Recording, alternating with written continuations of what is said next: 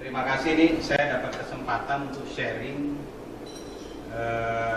bagaimana bisnis continuity management di Telkom dilakukan. Ilmunya sederhana, nggak jelimet kayak Pak Boh jelasin kemarin gitu kan.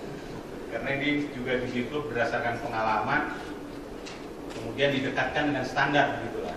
Jadi bukan standar dulu dipahami terus kita implementasikan, tapi kita berdasarkan pengalaman kita jalani terus didekatkan sama standar, jadi agak kembali kan, karena duluan Telkom ada daripada standarnya itu ada gitu kan. Jadi ketika Telkom itu ada, ya memang harus berlanjut. Sempurna apapun bisnis kita, sistem bisnis continuity management kita, kalau stealingnya nggak ready ya nggak ready juga, nggak benar juga, pasti akan fail juga. Makanya wajar waktu itu DI itu punya itu banyak sekali stakeholder dari BCM dia itu yang harus dia interview. Indonesia masih majority, dan ini adalah satu-satunya perusahaan telekomunikasi yang masih merah putih lah gitu ya. Dan risk management itu diantaranya nilainya adalah BCM ini dari sisi operation. Di samping tentunya banyak nilai lain dari aspek strategik, operation, compliance, dan reporting. Ya, kita ngaju COSO gitu.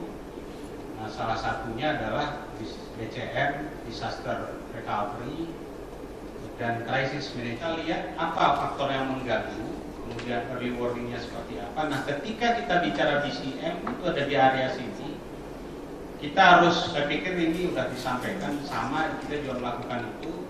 Kita harus lihat apa yang paling kritikal bisnis ini, yang paling yang harus berjalan. Oke, kalau ada pertanyaan, Pak Iksan. Jadi setelah dilaksanakan BCM dengan kondisi sekarang, before afternya itu bagaimana Pak? Itu adalah salah satu awareness yang kita bangun terhadap karyawan, karena sebenarnya kalau kita bicara skup karyawan, ketika kejadian itu tidak hanya karyawan lagi di kantor, tapi di rumah juga itu bagian dari BCM kita.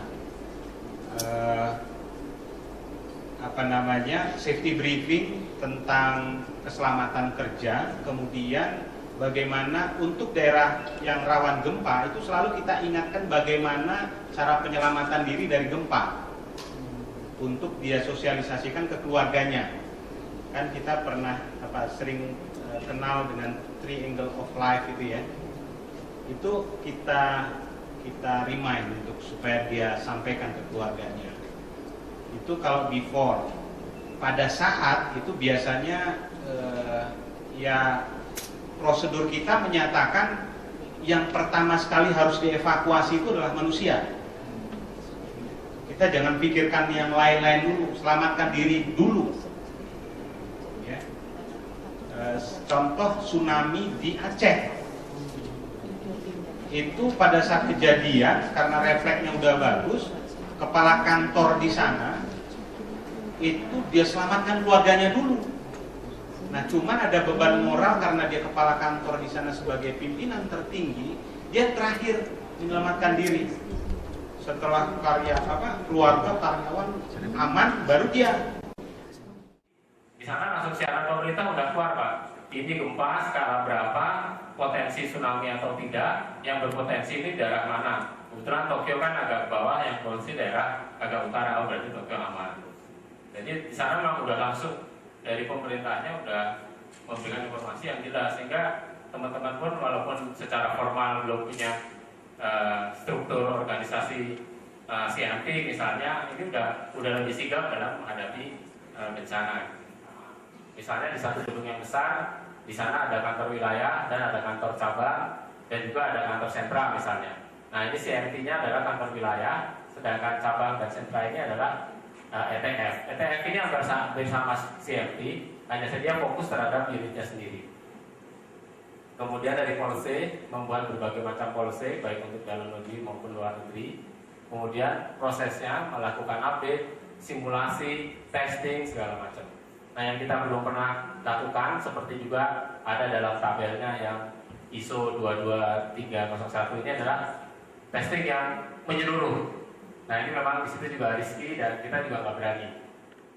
Jangan sampai dia disuruh ke sana, karena kalau saya lihat kemarin di New York bulan Maret lalu, ini mereka lebih banyak melakukan sosialisasi bagaimana supaya bencana ini tidak terjadi ke sekolah-sekolah, melakukan bagaimana menghandle supaya tidak terjadi kebakaran.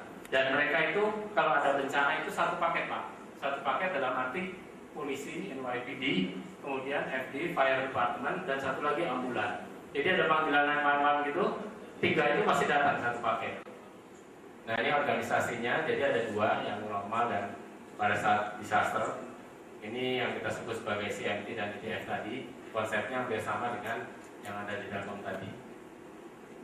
Nah ini setiap gedung harus ada organisasinya. Ini juga organisasinya mulai dari yang kantor pusat, wilayah, dan cabang-cabang harus ada. Karena bencana sendiri kan eskalasinya ada yang skopnya nasional, skopnya regional, bahkan skopnya hanya cabang.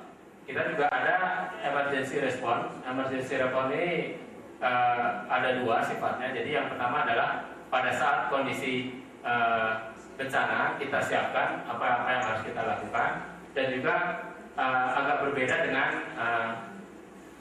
perusahaan yang non banking. Di bank ini kita harus tetap melayani walaupun kondisinya tidak sesuai dengan kondisi normal persyaratannya. Contohnya pada saat tsunami di Aceh Pak, agak berbeda dengan bencana gempa di Padang, di mana sama-sama ya skala bencana besar ya, sama-sama dahsyat, tapi bedanya dengan gempa apabila rumah runtuh segala macam dikorek-korek, dibongkar-bongkar, masih bisa ketemu buku tabungan, dokumen-dokumen segala macam. Itu masih bisa diambil, digunakan untuk dibawa ke bank untuk ngambil duit. Tapi kalau kalau tsunami semua habis Pak. Nah, bagaimana kita membuktikan bahwa orang itu punya duit atau punya rekening di kita? Tapi kalau nggak dikasih, kok jahat sekali dia butuh uang. Nah, itu kita menyusun satu prosedur yang terkait dengan kondisi darurat ini, prosedur transaksi darurat. Ini contohnya dibatasi transaksinya hanya boleh maksimal 2,5 juta atau tidak. BCM risk management adalah ini. Marketing, bisnis, segala macam akan mempunyai target membuat ini setinggi-tingginya. Kontrol termasuk risk management, BCM segala macam membuat ini serendah-rendahnya sehingga net profitnya akan besar. Nah, saya bawa ini Pak, begitu dia baca, oke? Dia setuju. Dan insurance gimana? Saya bilang insurance dan BCM saling melengkapi. Karena pada saat disaster kita nggak perlu memulihkan semua hal layanan. Orang-orang yang mensupport kerja supporting itu suruh pulang aja, ngurus keluarganya, kasihan gitu. Apalagi yang nggak bencana ya. Itu udah pokoknya lupain kerjaan. Karena kita kan BCM prioritas di keselamatan jiwa ya. Jadi begitu kena bencana di satu daerah lain masuk, gantiin aja. Mungkin hampir sama dengan bank yang di Indonesia gitu. Beberapa negara kolaps, maka kita harus lepas ini akan rugi berapa. Jadi memang itu tetap diantisipasi, namun memang di luar dari skop BCM karena ada levelnya, ada high level. Sudah menjadi grup tersendiri. Baru saja tahun ini selepas kita sukses menangani banjir. Jadi dulunya adalah divisi, baru selesai banjir kemarin kita upgrade jadi grup. Ternyata non-bank itu termasuk dalam skopnya BCM. Oke. Nah, namun gini bersama dengan Pak Andre tadi bilang bahwa ada di bank itu ada komite remunerasi, salah satunya adalah ALKO. BCM sendiri punya komite. Jadi di BCM kita kan udah grup level juga, udah lama juga dia punya komite. Karena kita juga punya setiap bisnis punya plan sendiri. Jadi mana lebih efektif, terpusat atau centralized, atau decentralized? Okay. Plan di BCM itu ada banyak jenisnya. Tiap plan yang kita buat ada penggunaan sendiri, ada fokusnya sendiri-sendiri. Jadi IAP ini fokus pada keselamatan jiwa manusia. Contoh, banjir, gempa bumi, pandemi segala macam itu ada di IAP. Cirinya adalah IAP hanya punya satu, digunakan oleh seluruh unit. Halo, ya. BCM itu satu digunakan oleh seluruh unit, tapi untuk bencana yang beda-beda. Yang kedua adalah disiplin. Disiplin adalah masing-masing setiap unit punya masing-masing sendiri-sendiri. Jadi setiap unit punya satu, tapi untuk seluruh bencana. Oke. Yang ketiga diapel khusus pada sistem. Jadi kalau kita bicara di IAP itu adalah ini semua kita lakukan, Pak. Jadi ini sifatnya umum dan ini niaga melakukan ini juga, dan mudah-mudahan di 2014 tahun depan kita sudah ISO, Pak, 22301. Jadi kita sudah mengarah ke sini. Next year kita udah masuk ke ISO. Tahun ini udah persiapan transisi dari BS 253 ke 22301. Mungkin begitu, Pak. Mungkin ada. Maksud saya gini, Pak, itu betul. Ya. Tapi maksud saya di setiap PDCA setiap itu Bapak menganalisa dengan apa gitu? Oke. Ininya ya, apa namanya? Toolsnya. Oke. Jadi gini, ada banyak pendekatan, Pak. Ini bisa dipakai oleh masing-masing bisnis unit. Contoh gini, setiap insiden atau ada bencana di daerah gitu ya, Pak, kita kirimkan insiden log, Pak.